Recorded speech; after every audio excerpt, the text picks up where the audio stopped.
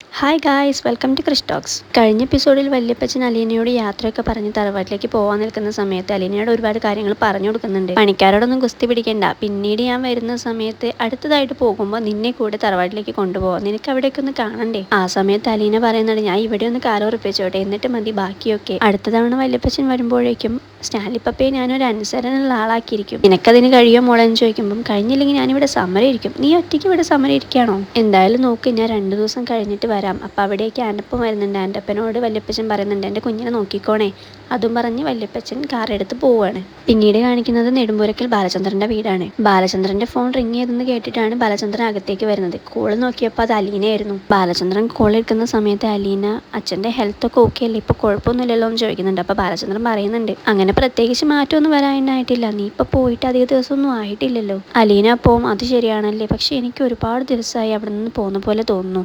ബാലചന്ദ്രൻ അപ്പം പറയുന്നുണ്ട്, എന്നാൽ ഇവിടെ തിരിച്ചാ, നീ ഇന്നലെ ഇവിടെ നിന്ന് പോയ പോലെയാണ് ഞങ്ങൾക്ക് തോന്നുന്നത്. നിനക്കവിടെ സുഖാണോ, നിന്റെ സ്റ്റാൻലി പപ്പയൊക്കെ എങ്ങനെയുണ്ടെന്നൊക്കെ ബാലചന്ദ്രൻ അലീനയോട് ചോദിക്കുന്നുണ്ട്. അപ്പം അലീന പറയുന്നുണ്ട്, പപ്പയ്ക്ക് എന്നോട് ഇഷ്ടമൊക്കെയാണ്, പക്ഷെ എല്ലാത്തിനും ഒരു കമാൻഡിങ് പവറാണ്. റിട്ടയർഡ് ആയി കഴിഞ്ഞിട്ടും ഇപ്പോഴും കേണലാണെന്നാണ് വിചാരം. എന്നെ ഒന്ന് അനങ്ങാൻ പോലും സമ്മതിക്കില്ല, കിച്ചണിൽ പോലും കയറി പോകരുതെന്നാണ് പപ്പയുടെ ഓർഡർ. പിന്നെ ഇവിടെ കുറച്ച് പണിക്കാരുണ്ട്, മഹാ അഹങ്കാരികളും കള്ളന്മാരുമാണ്. ഞാനും അവരും തമ്മിൽ ചെറിയൊരു പ്രശ്നങ്ങളൊക്കെ നടന്നിട്ടുണ്ടായിരുന്നു. സ്റ്റാൻലി എല്ലാവരോടും ഇതുപോലെ തന്നെയാണെന്ന് ബാലചന്ദ്രൻ ചോദിക്കുന്നുണ്ട്. അപ്പം അലീന പറയുന്നുണ്ട്, അല്ല വല്യപ്പച്ചനായിട്ട് ഭയങ്കര കൂട്ടാണ്, ഈ കൂടെ ഇരുന്ന് മദ്യപിക്കുകയൊക്കെ ചെയ്യില്ലേ, അതുപോലുള്ളൊരു കൂട്ട്. പക്ഷെ ഞാനും വല്യപ്പച്ചനും നല്ല സെറ്റായിട്ടുണ്ട്. വല്യപ്പച്ചൻ എന്ന് പറഞ്ഞാൽ പപ്പയുടെ അപ്പൻ. വല്യപ്പച്ചൻ ഇങ്ങോട്ട് വന്നത് തന്നെ എന്നെ ഇവിടുന്ന് നാട് കടത്താൻ വേണ്ടിയിട്ടാണ്. പക്ഷെ എന്നെ കണ്ട ഉടനെ അവിടുത്തെ വല്യമ്മച്ചി ചിന്നമ്മയെ പോലെ ഉണ്ടെന്ന് പറഞ്ഞിട്ടുണ്ടായിരുന്നു. എന്നോട് കൂട്ടായതിനു ശേഷം വല്യപ്പച്ചൻ പപ്പയും ഒന്നിച്ചുള്ള കുടിയൊക്കെ ഒന്ന് നിർത്തിയിട്ടുണ്ട്. പിന്നെ ഒരു ബ്രാൻഡി അടിക്കാൻ തയ്യാറായിട്ടുണ്ടെങ്കിൽ ഞാനും പപ്പയും ചിലപ്പോൾ കൂട്ടായെന്ന് വരാം. ബാലചന്ദ്രൻ അപ്പോൾ തപാംശ രൂപേണ പറയുന്നുണ്ട്, എന്നാൽ നീ അതങ്ങ് ചെയ്തേക്ക്, എന്നാൽ കൂട്ടാവാലോ. അത് കേട്ടിട്ട് അലീന പറയുന്നുണ്ട്, ഞാൻ പപ്പയുടെ കൂടി എങ്ങനെയെങ്കിലും നിർത്താൻ വേണ്ടിയിട്ട് ശ്രമിക്കുക. വല്യപ്പച്ചൻ പറയുന്നു, പപ്പ 1-2 സിപ്പ് എടുക്കുന്നുള്ളൂ എന്ന്. പക്ഷെ ഇവിടുത്തെ കൂട്ടിയിട്ട കാലിക്കുപ്പികളൊക്കെ കണ്ടാൽ ഭയങ്കര കുടിയനാണെന്ന് തോന്നും. ബാലചന്ദ്രൻ അപ്പം അലീനയോട് പറഞ്ഞു കൊടുക്കുന്നുണ്ട്, മോളെ ഈ മദ്യപാനികൾക്ക് ഒരു വിചാരമുണ്ട്, അവരുടെ ഈ കരളും ഉള്ളിലുള്ള അവയവങ്ങളൊക്കെ ഭയങ്കര സ്ട്രോങ് ആയിരിക്കും, എത്ര കുടിച്ചാലും അവർക്കൊന്നും ഏൽക്കില്ല എന്നാണ് അവരുടെ വിചാരം. പക്ഷെ അങ്ങനെയൊന്നും അല്ല, ഏതെങ്കിലും ഒരു നിമിഷം അവർ വീണു പോകും. എനിക്കറിയാവുന്നതാണ്, ഞാൻ ആദ്യമായിട്ട് സ്റ്റാൻലിയെ കാണുന്ന സമയത്ത് ഒരു കയ്യിൽ മദ്യവും മറ്റേ കയ്യിൽ സിഗരറ്റുമായിരുന്നു. ഞാൻ അവിടെ ചെന്ന് തിരിച്ചു വരുന്നത് വരെ നിന്റെ പപ്പ മദ്യപിക്കുക തന്നെയായിരുന്നു. മോളെ ഞാനൊരു കാര്യം പറയാം, എൻ്റെ ഊഹം വെച്ച് നിന്റെ പപ്പ അവിടെ ഒരു ഒറ്റയാനാണ്. അദ്ദേഹം ഒന്ന് വീണു പോയാൽ അവരുടെ കുടുംബക്കാരും ബാക്കിയുള്ള എല്ലാവരും വന്നിട്ട് നിന്നെ അവിടെ നിന്ന് നാട്ടിയിറക്കി നാട് കടത്തും. അതിനു മുമ്പേ നിനക്ക് ചെയ്യാനുള്ളതൊക്കെ ചെയ്തോ, പിടിക്കേണ്ടടുത്ത് പിടിക്കുക തന്നെ വേണം. ഇത് കേട്ടിട്ട് അലീനയ്ക്ക് പേടിയാവുന്നുണ്ട്. അപ്പം ബാലചന്ദ്രൻ പറയുന്നുണ്ട്, നീ പേടിക്കണ്ട, എന്നെക്കൊണ്ട് അത് പറ്റും. ഇനി പറ്റിയില്ലെങ്കിൽ നീ ഇങ്ങോട്ട് പോരെ, ഇവിടെ പിന്നെ നിനക്ക് ഒരു ശത്രു അല്ലേ ഉള്ളൂ, അത് പിന്നെ നിന്റെ പെറ്റമ്മയാണല്ലോ എന്ന് ഓർത്ത് എനിക്ക് സമാധാനിക്കാം.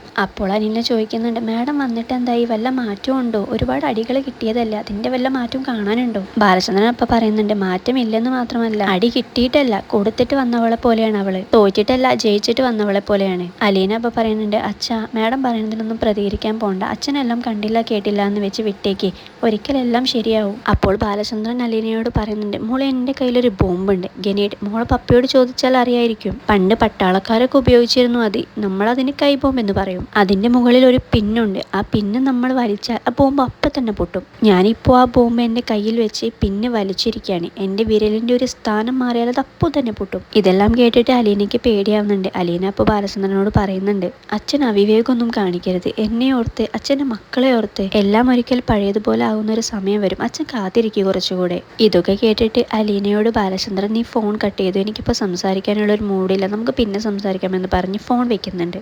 പിന്നീട് കാണിക്കുന്നത് സ്റ്റാൻലിയുടെ വീട്ടിലേക്ക് പുതിയൊരു കഥാപാത്രം കടന്നു വരുന്നു. വീട്ടിലേക്ക് ഒരു കാർ വരുന്ന ശബ്ദം കേട്ടിട്ട് ആൻ്റപ്പൻ പുറത്തേക്ക് വന്നിട്ട് നോക്കുന്നുണ്ട്. അപ്പോഴാണ് വന്നത് സ്റ്റാൻലിയുടെ ഭാര്യ എൽസമ്മയുടെ അനിയത്തി റീത്താമ്മയാണെന്ന്. റീത്താമ്മ ഒറ്റയ്ക്കല്ല, സ്റ്റാൻലിയുടെ ഒരു മകളെയും കൂടെ കൂട്ടിയിട്ടാണ് സ്റ്റാൻലിയെ കാണാനായിട്ട് വരുന്നത്. റീത്താമ്മ കാറിൽ തന്നെ ഇരുന്നിട്ട് ആൻ്റപ്പനോട് ചോദിക്കുന്നുണ്ട്, പട്ടികളൊക്കെ ഇവിടെ ഉണ്ടോ, കൂട്ടിലാക്കിയിട്ടുണ്ടോ എന്ന്. അപ്പം ആൻ്റപ്പൻ എല്ലാം കൂട്ടിലാണെന്ന് പറയുന്ന സമയത്താണ് റീത്താമ്മ മകളെയും കൂട്ടിയിട്ട് കാറിൽ നിന്ന് ഇറങ്ങുന്നത്. കാറിൽ നിന്ന് ഇറങ്ങിയ സ്റ്റാൻലിയുടെ മകൾ അവിടെയൊക്കെ ഇങ്ങനെ ഓടി കളിക്കുകയാണ്. അപ്പോഴാണ് നമുക്ക് മനസ്സിലാവുന്നത് മാനസിക നിലയ്ക്ക് എന്തോ ഒരു തകരാറുള്ളതാണ് ഈ കുട്ടിക്കെന്ന്. റീത്താമ്മ അകത്തേക്ക് കയറുന്നതിന് മുമ്പ് ആൻ്റപ്പനോട് ചോദിക്കുന്നുണ്ട്, മലവെള്ളത്തിൽ സ്റ്റാൻലിയുടെ മകളാണെന്ന് പറഞ്ഞൊരു പെണ്ണൊരുത്തി ഇങ്ങോട്ട് വന്നിട്ടുണ്ടല്ലോ, എവിടെ അവൾ, എവിടെ ഇല്ലേ? ഇത്രയും കാലമില്ലാതെ സ്റ്റാൻലിയുടെ മകളെന്ന് പറഞ്ഞ് ഇപ്പോൾ അവളുടെ നിന്ന് പൊട്ടിമുളച്ചു. ഇതൊക്കെ കേൾക്കുമ്പോൾ ആൻ്റപ്പൻ റീത്തമ്മയോട് പറയുന്നുണ്ട്, എനിക്കൊന്നും അറിയില്ല, നിങ്ങൾ കേണൽ സാബിനോട് നേരിട്ട് തന്നെ ചോദിക്കുന്നത്. അതും പറഞ്ഞ് അവരകത്തേക്ക് സ്റ്റാൻലിയെ കാണാനായിട്ട് പോവാണ്. സ്റ്റാൻലി അവിടെ ഒരു റൂമിലിരുന്നിട്ട് മദ്യപിക്കായിരുന്നു. ആദ്യം ആൻ്റപ്പൻ ചെന്ന് സ്റ്റാൻലിയോട് റീത്താമ്മ വന്നിട്ടുണ്ടെന്ന് പറയുന്നു. സ്റ്റാൻലി അപ്പം എന്തിനാ വന്ന എന്തെങ്കിലും പറഞ്ഞു എന്ന് ചോദിക്കുന്നുണ്ട്. ആൻ്റപ്പൻ അറിയില്ല, നേരിട്ട് തന്നെ തന്നെ പറയാനാണ് വന്നതെന്നാണ് പറഞ്ഞത്. എന്നാ വിളിക്ക്, സംസാരിച്ചല്ലേ പറ്റൂ എന്ന് പറഞ്ഞ സ്റ്റാൻലി അന്നപ്പനോട് അവരെ കൂട്ടിയിട്ട് വരാൻ പറയുന്നുണ്ട്. റീത്തമ്മയും മകളും അകത്തേക്ക് കയറിയ ഉടനെ തന്നെ മകൾ ചെന്നിട്ട് സ്റ്റാൻലിയെ കെട്ടിപ്പിടിക്കുന്നുണ്ട്. മോൾക്ക് സുഖമാണോ എന്ന് ചോദിക്കുമ്പോൾ അവൾ പറയുന്നുണ്ട്, അത്രയ്ക്ക് സുഖമൊന്നുമില്ല, എനിക്ക് അവിടെ നിൽക്കുന്നത് തീരെ ഇഷ്ടമല്ല, പപ്പയുടെ കൂടെ ഇവിടെ നിന്നാൽ മതിയായിരുന്നു. സ്റ്റാൻലി അപ്പോൾ അവളോട് പറയുന്നുണ്ട്, എന്നാൽ നീ ഇങ്ങോട്ട് പോയി ഇവിടെ നിൽക്കാം, മമ്മി അതിനൊന്നും സമ്മതിക്കില്ല, പപ്പയുടെ അടുത്തേക്ക് വരാൻ തന്നെ മമ്മി സമ്മതിക്കില്ല എന്ന് റീത്തമ്മ അപ്പോൾ സ്റ്റാൻലിയോട് പറയുന്നുണ്ട്.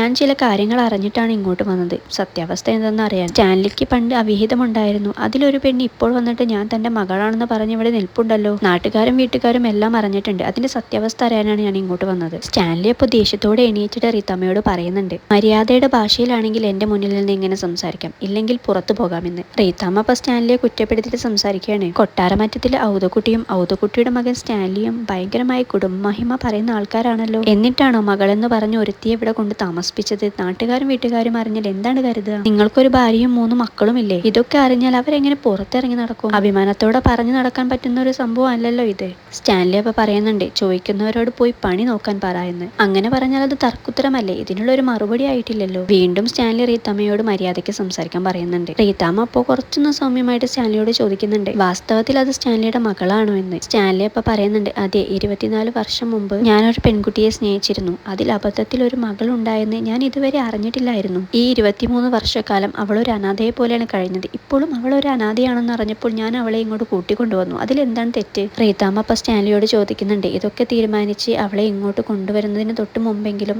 എൽസമ്മയോട് മക്കളോടൊക്കെ ഒന്ന് ചോദിച്ചൂടായിരുന്നു. സ്റ്റാൻലി അപ്പൊ പറയുന്നുണ്ട്, ഇത് 24 വർഷം മുമ്പ് നടന്നൊരു സംഭവമാണ്. അന്ന് ഞാൻ സ്നേഹിച്ച പെണ്ണിനെ എനിക്ക് കല്യാണം കഴിക്കാൻ കഴിഞ്ഞില്ല എന്ന് വെച്ച് ആരും കല്യാണം കഴിക്കാതിരിക്കുന്നില്ലല്ലോ. ഞാനൊരു പെൺകുട്ടിയെ സ്നേഹിച്ചതും എനിക്കൊരു മകൾ ഉണ്ടായതും 23 വർഷം മുമ്പ് തന്നെയാണ്. അന്ന് ഞാൻ എൽസമ്മയെ കല്യാണം കഴിച്ചിട്ടുമില്ല, എനിക്കതിൽ കുട്ടികളുമില്ല. അപ്പോൾ ഈ കാര്യം അവളോട് തീരുമാനം ചോദിക്കേണ്ട ആവശ്യം എനിക്കില്ലല്ലോ. റീത്തമ്മ അപ്പോൾ പറയുന്നുണ്ട്, ഈ കാര്യം നിങ്ങളുടെ ഭാര്യയും മക്കളും ഉൾക്കൊള്ളുമെന്ന് നിങ്ങൾക്ക് തോന്നുന്നുണ്ടോ? നാട്ടുകാരും വീട്ടുകാരും എല്ലാം അറിഞ്ഞ് അവരെങ്ങനെ പിന്നീട് ജീവിക്കുമെന്ന് നിങ്ങൾ ചിന്തിച്ചിട്ടുണ്ടോ? അപ്പോൾ സ്റ്റാൻലി പറയുന്നുണ്ട്, ഇത്ര കാലം എങ്ങനെ ജീവിച്ചു അതുപോലെ തന്നെ ഇനിയും ജീവിക്കാൻ പറ. ഇനി ഈ കാര്യങ്ങളെല്ലാം പറഞ്ഞിട്ട് അവൾക്ക് മനസ്സിലാകുന്നില്ല എന്നാണെങ്കിൽ അവളോട് ഡിവോഴ്സ് ചെയ്യാൻ പറയൂ. നിങ്ങളുടെ തീരുമാനം എന്തായാലും ഞാൻ എൻ്റെ മകളെ ഇവിടെ നിർത്തുക തന്നെ ചെയ്യും. സ്റ്റാൻലി എല്ലാം തീരുമാനിച്ച് ഉറപ്പിച്ചു തന്നെയാണെന്ന് മനസ്സിലാക്കിയ റീത്തമ്മ ഒന്നും മിണ്ടാതെ ഇങ്ങനെ നിൽക്കുന്നുണ്ട്. ആ സമയത്താണ് ഇന്നലത്തെ എപ്പിസോഡ് അവസാനിച്ചത്.